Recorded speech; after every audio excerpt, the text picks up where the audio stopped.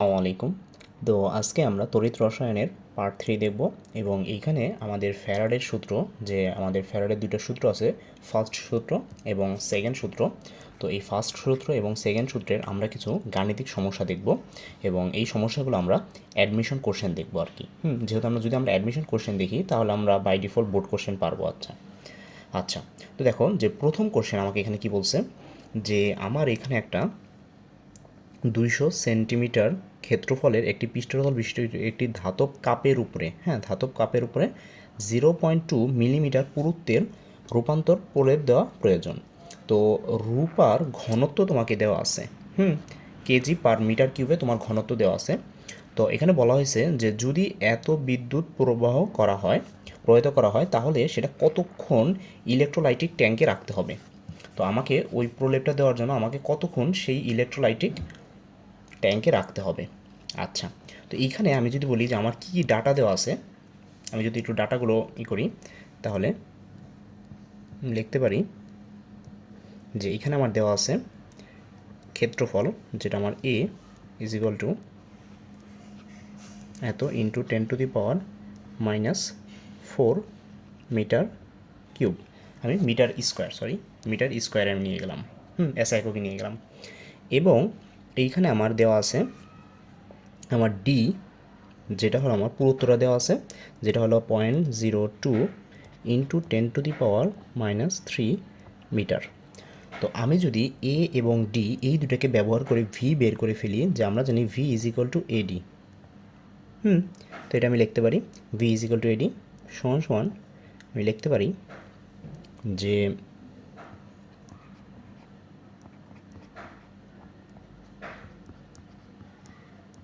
10⁻³ তো এইটা হয়ে গেল আমার মিটার কিউবে।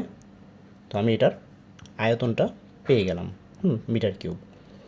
দেন আমি যদি, যে আমার একটা ফর্মুলা জানি যে rho is equal to M by V, বা আমি এখানে এম এর জায়গায় ডাব্লু লিখলে সুবিধা হবে, ডাব্লু বাই ভি।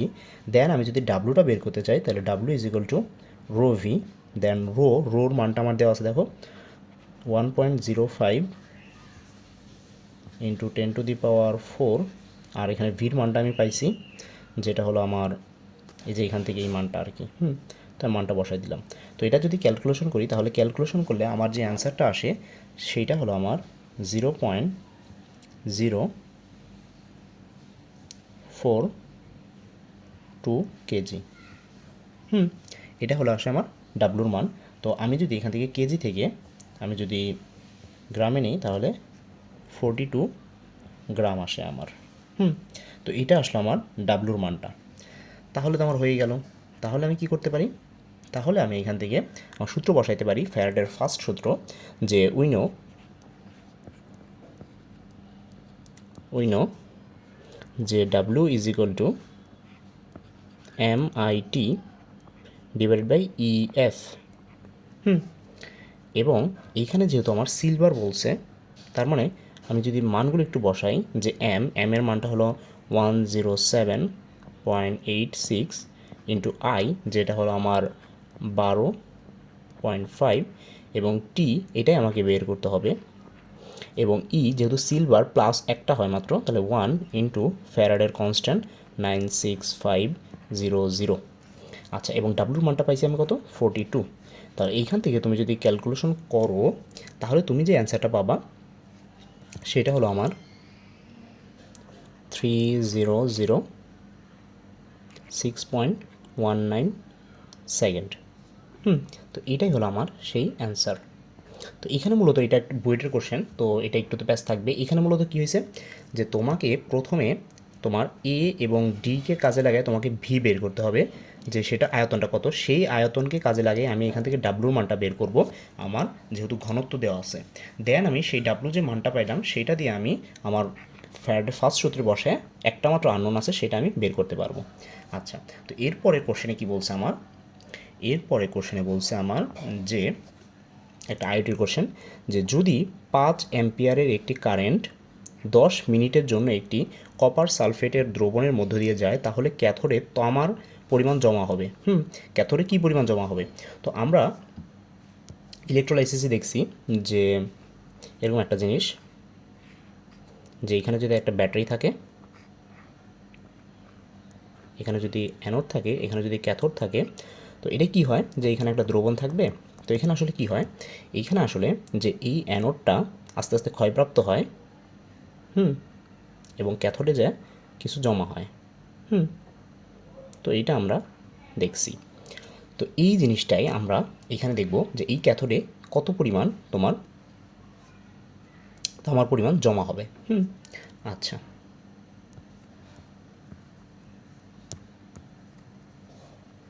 আচ্ছা, তো দেখো এখানে কি কি দেওয়া আছে আমার, আমি যদি একটু লিখি, এইখানে আমার দেওয়া আছে যে আমার এখানে দেওয়া আছে 5 অ্যাম্পিয়ার, তার মানে আমার আয়ের মানটা দেওয়া আছে 5 অ্যাম্পিয়ার, এবং এখানে আমার দেওয়া আছে টাইমটা, যেটা হলো আমার 15 মিনিট। আমি যদি এটা এসআই এককে নিই, তাহলে আমার 60 দিয়ে যদি গুণ করি, তাহলে এটা আমার কত আসে, 900 সেকেন্ড। এবং এইখানে আমার আর কি আছে, যে এখানে আমার কপার সালফেট দেওয়া আছে, তার মানে আমি জানি এখানে ই হবে আমার 2, যেহেতু কপার 2+ হয়, এবং আমার এফের মান সেটা আমরা জানি 96500। আচ্ছা, তাহলে তো আমার সব হয়ে গেল। তাহলে আমি কী বাই করব, যে আমি ডাব্লু পরিমাণটা বের করবো এখান থেকে। তো আমি যদি দেখি যে W is equal to MIT by EF, এবং এইখানে এর মানটা হলো আমার 63.5, এবং আয়ের মানটা হলো 900, এবং টির মানটা হলো, আচ্ছা সরি, এটা হলো টির মান, আর আয়ের মানটা হলো 5, এবং নিচে হলো 2 × 96500। তাহলে এখান থেকে যদি আমি ক্যালকুলেশন করি, তাহলে দেখা যাবে আমার মানটা আসছে 1.48 গ্রাম কপার। এবং এই মানটা দেওয়া আছে আমার কত নম্বর অপশনে, এটা দেওয়া আছে আমার এই নাম্বার অপশনে। তাহলে আমার এ হবে অ্যান্সার। আচ্ছা, তো এরপরে যে কোশ্চেনটা বলছে যে তোমার এখানে বলছে যে এই ইউ এর একটা তড়িৎদ্বার আছে, তোমার গোল্ডের একটা তড়িৎদ্বার আছে। তো এখানে বলছে যে 10 মিনিট পর ক্যাথোডের ভর এত গ্রাম বৃদ্ধি পেলে তড়িৎ প্রবাহের মান কত। মানে জিনিসটা উল্টা আর কি। হ্যাঁ, এখানে যেটা বলছে, এইখানে তোমার ডাব্লুর মানটা বের করতে বলছিল, এবং এই মানগুলো দেওয়া আছে, আর এইখানে ডাব্লুর মানটা দেওয়া আছে, ক্যাথোডে জমা হয়েছে। শুধুমাত্র তোমার এখান থেকে কী বের করতে বলছে, এখান থেকে তোমার প্রবাহিত তড়িতের মান, মানে আয়ের মানটা বের করতে বলছে, বাকি সব কিছু দেওয়া আছে। আচ্ছা, তো আমি যদি এটা সলিউশনটা লিখি,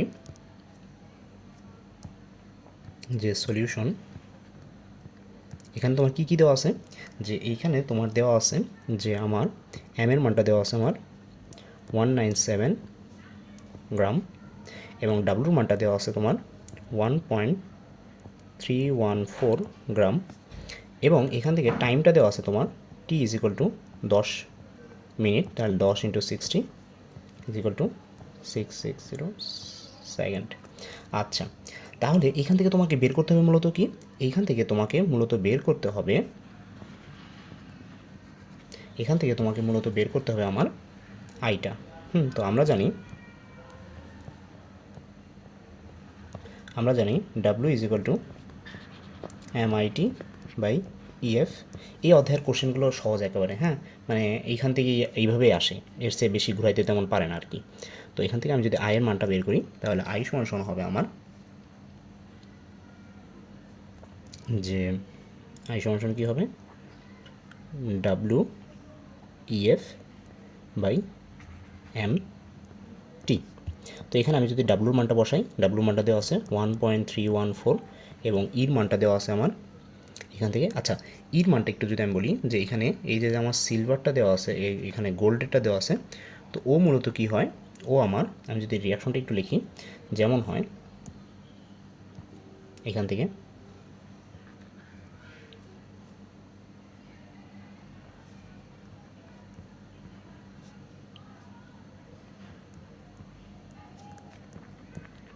এই। আচ্ছা, তো এইটা হলো আমার রিয়াকশন এখানে। তো এইখানে মূলত আমার, তাহলে আমি বুঝতে পারতেছি এখানে আমার 3, ইর মানটা 3।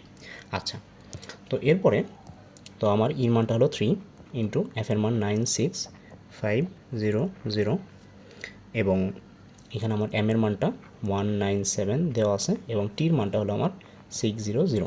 তো এখান থেকে যদি আমি ক্যালকুলেশন করি, তাহলে আমার আসে 3.2 টু অ্যাম্পিয়ার, যেটা হলো আমার, যদি আমি এই অ্যাম্পিয়ার দিই, যদি আমি এই অ্যাম্পিয়ারটা এই ব্যাটারি দিয়ে চালিত করি, তাহলে আমার এখানে 1.314 গ্রাম গোল্ড জমা হবে ক্যাথোডে। আচ্ছা, তো এরপরে কোশ্চেনটা কী বলছে দেখো, যে এরপর আমার কোশ্চেনে বলছে যে যদি তোমার যে কী বলছে, যে 0.5 লিটার আয়তনের মানে ঘনমাত্রার দ্রবণের মধ্যে এত বিদ্যুৎ এবং 6 ঘন্টা যাবৎ নিকেল তড়িৎদ্বারের মাধ্যমে চালনা করা হলো। তড়িৎ বিশ্লেষণ পূর্বে অ্যানোড এবং ক্যাথোডের ভর যথাক্রমে এত এত ছিল, তাহলে তড়িৎ বিশ্লেষণ পরে অ্যানোড এবং ক্যাথোডের ভর কত হবে? খুবই সুন্দর একটা কোশ্চেন।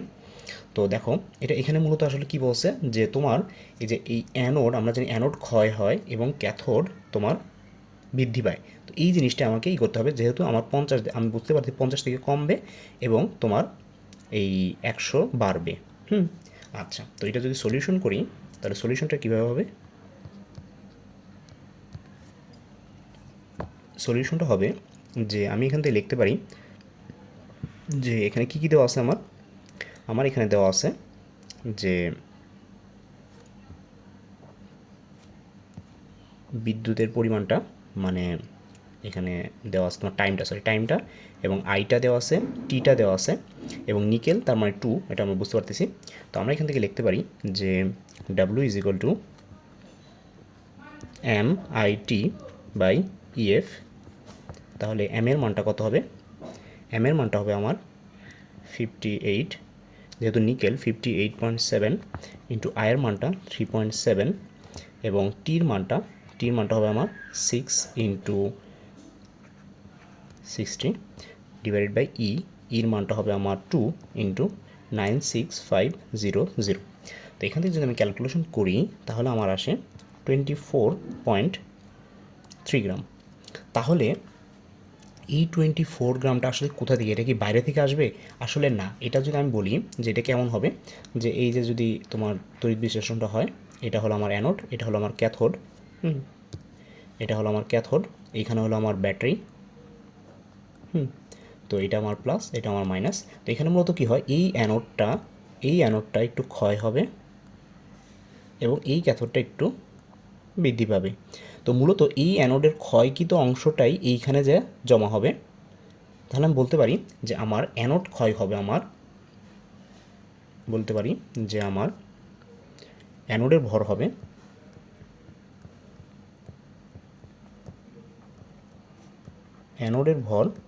হবে আমার 50 minus 24.3 gram is equal two 25.7 গ্রাম হবে এবং ক্যাথোড বৃদ্ধি পাবে, ক্যাথোডের ভর কত হবে?